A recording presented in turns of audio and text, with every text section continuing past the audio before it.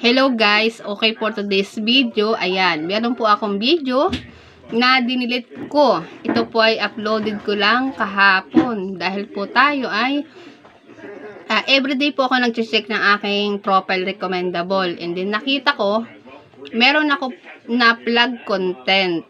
Yes po, na plug content po ako, at ayun, suggested ni Meta na kailangan ko siyang i-erase. Makikita nyo po dyan, dyan po yung video ko kahapon ay in-upload. Nasa 400 plus views na po siya. At marami na ding likers and comments. Pero, at dahil pwedeng ma-restrict yung ating account, kaya ayun na, in-erase ko na lang po.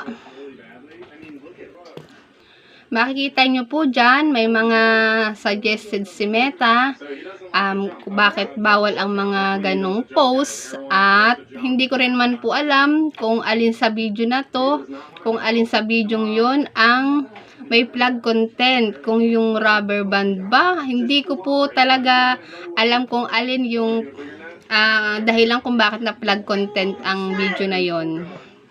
So, hindi ko na alam. Hindi ko na maintindihan si Meta kung ano ang post sa gagawin ko. Na hindi mapaplug content at hindi mababiolate. Yun. Napaka-sensitive. Kaya po, sa mga gumagawa ng video para sa Reels, be careful lang po para hindi tayo magkaroon ng plug content, kasi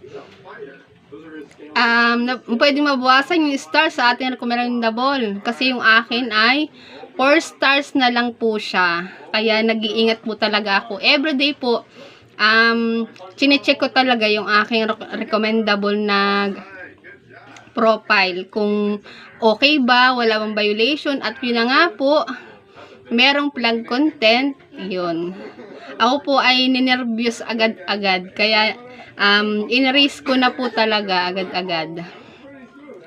Para hindi na tayo magkaroon pa ng another violations, at hindi na nga daw po marirecommend yung ating profile once na hindi tayo mag-take ng action dun sa na-plug content ni Meta. Yun nga lang.